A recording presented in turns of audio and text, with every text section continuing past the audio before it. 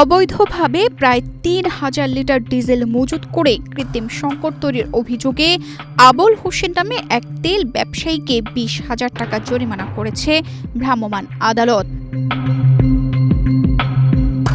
২৯ March রোববার দিবাগত রাত ১২:৩০টার দিকে ঢাকা-টাঙ্গাইল মহাসড়কের গাজীপুরের কালিয়াকৈরের শ্রীফলতলী বাইপাল এলাকার বাবর আলী মার্কেটে তার দোকানে এ অভিযান পরিচালনা করা হয়।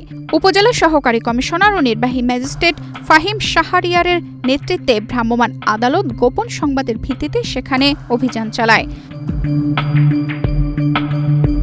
অভিযানকালে দোকানে বিপুল পরিমাণ ডিজেল মজুদের সত্যতা পাওয়া যায়। পরে আইন অনুযায়ী তাকে ২০,০০০ টাকা জরিমানা করা হয়। একই সঙ্গে জব্দ করা তেল ন্যায্য মূল্যে বিক্রির নির্দেশ দেন নির্বাহী ম্যাজিস্ট্রেট।